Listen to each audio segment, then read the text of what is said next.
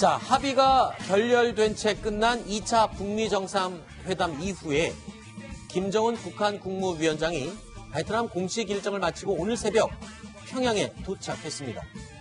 자, 그 장면을 먼저 보시겠습니다.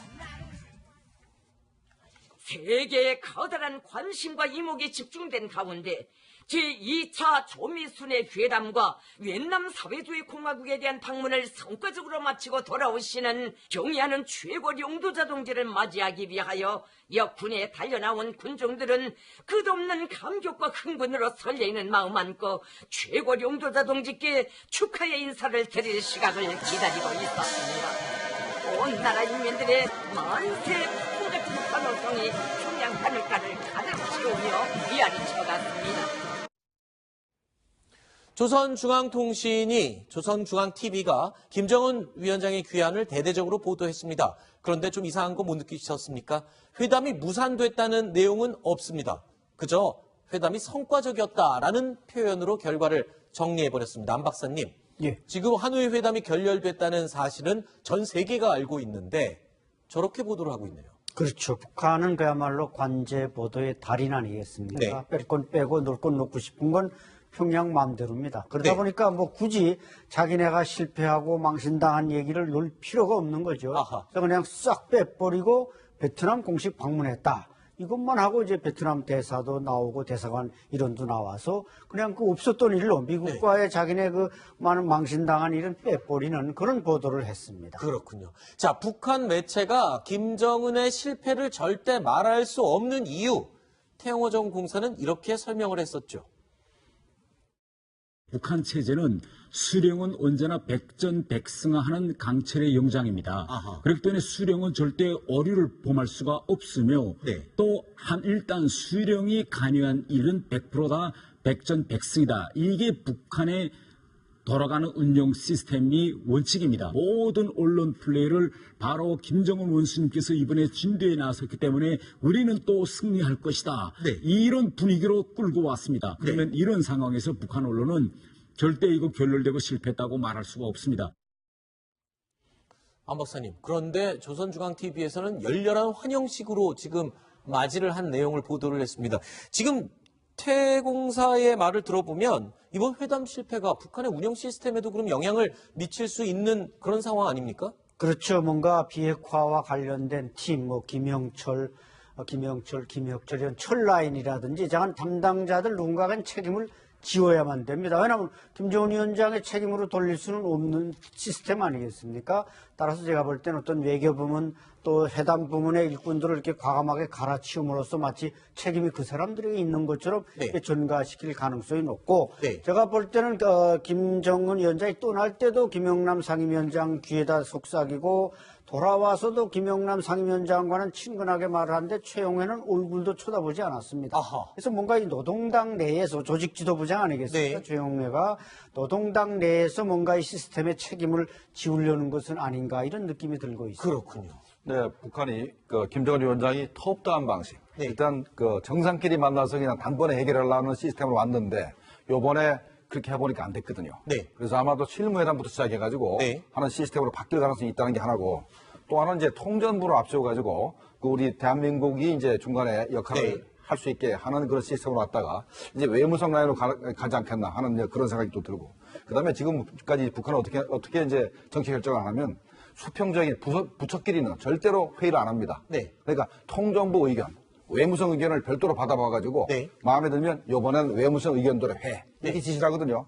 왜냐하면 수평적으로 회의를 하면 쿠데타 가능성이 있기 때문에 아하. 절대 못하게 만듭니다. 네. 아마도 이것도 이번에 실패를 한 다음에 그것도 김정은 위원장이 한번 다시 재검토하지 않겠나 생각이 듭니다. 다른 팀으로 바꿀 가능성이 높아 보인다. 알겠습니다. 팀을 바꿀지 아니면 시스템 자체를 네. 그래도 관련 부처끼리 회의를 할 수 있게 만들지 아하. 두고 봐야 되겠습니다. 자, 일단 북한의 조선중앙TV는 하노이 회담이 마치 성과를 거둔 것처럼 애써 보도를 하고 있고 실패, 이 결렬 사실 자체를 인민들에게 절대 알리지 않으려고 노력을 하고 있습니다. 그런데 이러한 노력에도 불구하고 이현종 의원님, 네. 지금 북한 주민들 사이에서는 하노이 회담이 실패로 돌아갔다는 소문이 쫙 퍼지기 시작하고 있다는 얘기가 들려요. 네.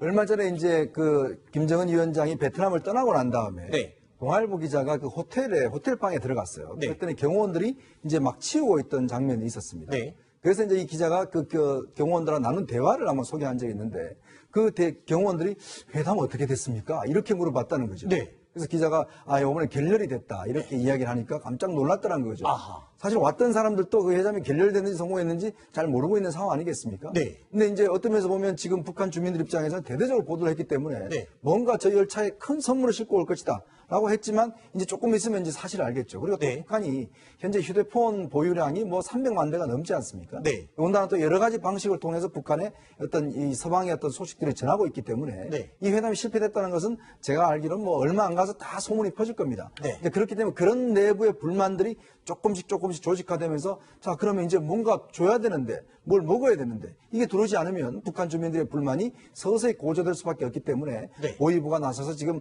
그 여론을 잠재우고 있다라는 소식도 전해지고 있습니다. 사실 이렇게 회담이 결렬된 뒤에 소문이 퍼질 것이다 라는 것을 예측한 사람이 있었죠. 태영호종 공사입니다. 태영호종 공사 김정은 위원장이 이번에 말 그대로 너무 오버를 했다라는 이야기를 하면서 이렇게 분석을 했었죠. 들어보시죠. 김정은도 회담이 성공할 것이라고 확신하고 열차에 정치국 위원 16명 중 7명 포함해서 네. 대단히 많은 인력과 경호 인원까지 다 데리고 왔습니다. 그렇죠. 예. 그래서 그들이 비록 같이 와서 회담에는 관여 안 했지만은 이 회담이 어떻게 진행되고 있는 걸 다 알게 됐습니다. 네. 결국 결렬됐다는 걸 다 알게 됐죠. 아하. 그렇기 때문에 지금 현 상태에서 북한 언론은 마치도 아무 일도 없이 성공하고 있는 것처럼 보도하지만은 이 많은 사람들이 알게 됐기 때문에 김정은 내심으로서는 지금하고 하가 똑같이 났을 겁니다.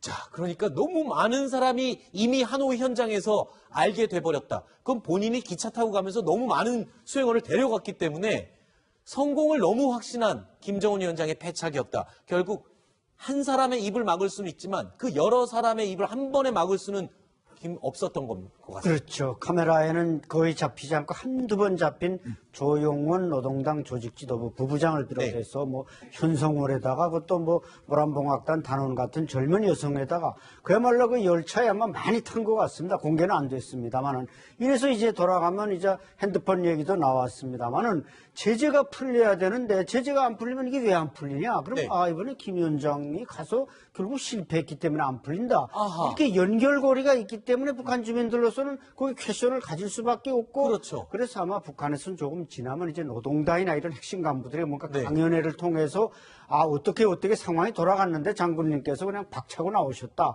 뭐 이런 식의 논리를 펴나가지 않겠는가 예상됩니다. 특히나 김종근 시장님, 그러니까 무역 일꾼들 사이를 통해서 무역 일꾼들 사이 입을 통해서 이게 소문이 급속히 퍼지고 있다고요? 그렇죠. 그러니까 벌써 중국 쪽에서 북한 국경을 통해 가지고 계속해서 넘어가고 있기 때문에 이 평안북도, 양강도, 자강도, 그다음에 함경북도 쪽에서는 굉장히 빨리 퍼질 겁니다. 아하. 현재 보위부에서 이걸 막기 위해서 입단속을 좀 하고 있는데 거의 불가능할 겁니다. 왜 그런다면 북한에 휴대폰이 600만 대고 장마당이 500개고 네. 그다음에 이제 북한에도 인터넷이 있습니다. 네. 그렇기 때문에 막기 힘들 겁니다. 그러니까 김정은 입장에서는 이번에 하노이만 갔다 오면 인민들이 배불리 먹을 수 있을 것처럼 떠들었는데 결과물이 없다 보니 주민들도 궁금해할 수밖에 없겠죠. 소문이 더 빨리 퍼지는 그 원인이 될 수도 있을 것 같습니다. 네, 이번에 베트남에 갈 때 가는 수행원 중에 가장 주목을 받았던 게 바로 우리 경제부총리에 해당되는 그렇죠. 노동당 경제부장이었습니다. 네. 그만큼 잘 돼서 베트남식 개혁 개방을 도입하겠다. 이런 의지까지 깔려 있었거든요. 저는 태영호 전 공사가 어제 동아일보 주최 토론회에서 1962년 10월에 쿠바 미사일 위기를 거론한 게 굉장히 흥미로웠습니다. 네. 간단히 설명하면 쿠바는 미국 바로 밑에 있어요. 턱 밑에 있는데 쿠바는 사회주의 국가였거든요. 1962년에 막 존 F 케네디 대통령이 외교적으로 성과가 없었는데 이때 흐르시초프가 쿠바에다가 핵 미사일을 보냅니다. 네. 배를 보내죠. 3차 대전이 일어나느냐 막 이런 상황에서 미국 존 F 케네디가 터키에 소련을 겨냥한 미사일을 풀어주겠다. 이렇게 얘기하니까 후르시초프가 배를 돌려요. 그런데 이 일로 케네디는 올라갔고 후르시초프는 실락을 합니다. 그렇죠. 그게 공산국가에서 지도자의 위상이 그만큼 중요하다. 아하. 그 점을 태영호 전 공사가 얘기를 했는데요. 네. 그래서 이번에 더더욱이 희생양이 필요할 거다. 이렇게 진단을 하고 있습니다. 자, 하노이 회담 이후에 김정은 위원장 빈손으로 돌아가서 평양에서는 나름대로 자체적인 환영식을 열었습니다. 그렇다면 워싱턴으로 돌아간 트럼프 대통령은 지금 뭘 하고 있을까요? 확인해 보시죠. We could have had chefs, but we got fast food because we know what I know you people very well. Okay? McDonald's, Wendy's, we have a couple of others too. I won't get into two, but we have all American. Burger King, we like American companies, okay? We like American companies. 아니, 가자마자 또 웬 햄버거 파티입니까? 트럼프 대통령이 워낙 패스트푸드를 좋아하는 건 알고 있지만 대통령 행사에 저렇게 햄버거가 자주 등장해요. 글쎄요, 트럼프 대통령이 가장 좋아하는 게 침대에 앉아서 햄버거를 먹으면서 팍스 뉴스를 보는 거를 가장 좋아한다고 하죠. 그만큼 햄버거를 뭐 거의 삼시세끼도 먹을 정도로 좋아하는데 사실 이제 이번 같은 경우는 지난번에는 한번 그 선수들 왔을 때는 그때는 셧다운이 돼서 요리사들이 없어서 이제 어쩔 수 없이 햄버거를 내왔거든요. 근데 이번 같은 경우는 미국 대학 풋볼리그 1위 팀이 이제 초청해서 왔는데 이번에는 그냥 그 요리사는 있음에도 불구하고 저렇게 이제 햄버거를 내놨어요. 그러니까 선수들이 햄버거를 좋아할 거다. 뭐 웬디스도 있고 맥도날드도 있고 다 있다. 다 먹어라. 뭐 이렇게 이야기를 한 건데 지금 트럼프 대통령이 사실은 이제 이번 회담에 노딜로 끝난 것을 굉장히 정치적으로 이용을 하고 있습니다. 사실은 이제 지금 코원 증언 때문에 굉장히 국내적으로 몰렸거든요. 그랬죠. 근데 지금 자신이 북한하고 협상을 깨고 들어온 게 정말 원칙을 지켰다. 이런 것들로 지금 선전을 하고 있으면서 연일 지금 폼페이오, 볼턴 등등이 TV에 출연해서 그 협상 내용들을 지금 선전하고 있어요. 그만큼 트럼프 대통령 입장에서는 그동안 상당히 밀렸는데 이 협상의 결렬이 본인한테는 정치적으로 굉장히 좋은 호재가 되고 있다는 거죠. 네. 자, 여기서 또 얘기를 안 할 수 없는 인물이 있습니다. 국가안보보좌관 볼턴 얘기입니다. 볼턴 보좌관. 자, 최근에 이 하노이 회담 이후에 갑자기 급부상했는데 아니나 다를까 돌아가자마자 북한에 대한 압박 발언들을 서슴지 않고 있습니다. 네. 지금 회담 결렬 이후에 가장 많이 언론에 등장하는 인물 폼페이오 국무장관이 아니라 바로 존 볼턴 백악관 국가안보보좌관입니다. 이것 자체가 굉장히 흥미로운데요. 이 존 볼턴이 북한에 대해서 이렇게 얘기를 했습니다. 최대 압박은 김정은에게 큰 충격일 거다. 이러면서 추가 제재 가능성을 거론했고요. 또 한 가지는 이번 회담에서 북한이 완전한 비핵화를 해야 된다고 하면서 트럼프 대통령은 영변외뿐만 아니라 농축우라늄, 생화무기를 모두 포함한 광범위한 빅들을 제안했는데 북한이 걷어찼다. 이렇게까지 얘기를 하면서 선박한 환적을 못하게 더 옥죄는 방안까지 들여다보고 있다. 더 강력하게 제재하겠다는 겁니다.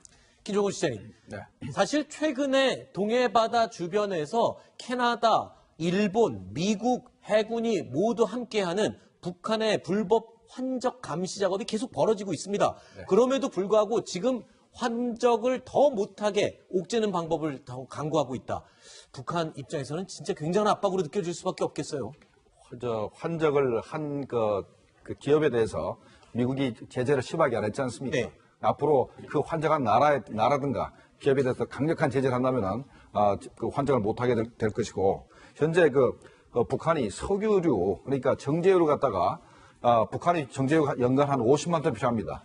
원유가 한 50만 톤, 정유가 50만 톤 필요한데 현재 유엔 지대에 묶인 게 한 5, 6만 톤만 수입을 허용하고 나머지 45만 톤가 부족하거든요. 그럼 몰래 이렇게 수입해야 되는데 이게 볼턴 입장에서 그걸 막겠다는 거고. 그다음에 현재 이 담동 근처에서 북한이 수산물을 갖다가 한국에다 굉장히 많이 수출합니다. 그것도 수입이 짭짤하거든요. 아마 그런 것도 다 막겠다 이런 의미인 것 같습니다. 북한 입장에서 보면 이 볼턴이라는 인물은 저승사자라는 이미지가 딱 어울릴 것 같습니다. 그렇게 북한에서 싫어하는 존 볼턴. 지난 2006년 유엔 안보리의 대북 결의안이 채택될 당시에 이 볼턴 유엔 주재 미국 대사였죠. 당시 북한 대사 간에 아주 뜨거운 신경전이 벌어지기도 했었습니다. To further this goal, this resolution also prevents the travel of government officials of the DPRK who are known to be involved in their WMD efforts. This resolution also targets other illicit activities of the regime in Pyongyang and includes a ban on trade in luxury goods. It is gangster-like for the Security Council to have adopted today a coercive resolution while neglecting the nuclear threat and moves for sanctions and pressure of the United States against the Democratic People's Republic of Korea. 안 박사님, 이 볼튼 입장에서는 이런 말이 어울릴까요? 쇳불도 단김에 빼렸다고 지금 이 하노이 회담 직후에 좀 더 압박을 밀어붙이는 그런 전략을 쓰는 것 같습니다. 그렇죠. 스포메파로서의 그야말로 본성을 드러내는데 그때 그 반박했던 박기련 대사는 지금 북한에 돌아가서 해임돼서 뭐 하고 있는지 모르겠습니다만은 예 어쨌든 존 볼턴의 어떻게 보면 전성시대가 열리고 폼페이오는 조금 한 발 물러서고 그래서 북한에게는 더욱더 이제 그 말하자면 위기가 이제 연장될 가능성이 높은데 그러니까 폼페이오가 존 볼턴이 요구한 말하자면 빅딜 카드는 제가 볼 땐 북한에게 그야말로 이 영변 플러스 알파 외의 미사일, 중장거리 미사일, 그다음에 생화학무기까지 해제할 걸 요구했단 말이죠. 이것은 김정은 위원장으로서는 결국 우리를 완전히 무장 해제시키는 거구나. 받아들일 수 없는 조건이었군요. 도저히 북한으로서는 병영국가 북한으로서는 받아들일 수 없는 조건이었기 때문에 결국 노딜로 갈 수밖에 없었던 거죠. 그러니까 이런 볼턴에서 오늘 정세현 전 통일부 장관이 이런 이야기를 했습니다. 이 사람은 굉장히 재수 없는 사람이다. 볼턴을 두고요. 네. 그리고 또 옛날에 인디안들을 죽이면서 양심의 가책을 느끼지 못하는 백인 기병대장 같다. 이렇게 아주 원색적으로 비난을 했어요. 아시겠지만 정세현 전 통일부 장관은 우리 정부의 통일 정책에 대해서 상당히 깊숙이 관여된 인물이죠. 오늘 민주당 토론에서 그 이야기를 한 겁니다. 더군다나 또 최근에 문재인 대통령이 이제 어제 NSC에서 앞으로 이 문제와 관련해서 계속적으로 어떤 면에서 보면 개성공단 문제라든지 이런 걸 적극적으로 대화해 나가겠다. 또 그러면 북한의 이번에 제의 자체는 핵 문제와 영변의 제의 자체는 굉장히 전진적인 조치였다라고 이야기를 하고 있어요. 반대로 지금 볼턴은 더 제재를 강화하겠다는 이야기를 하고 있습니다.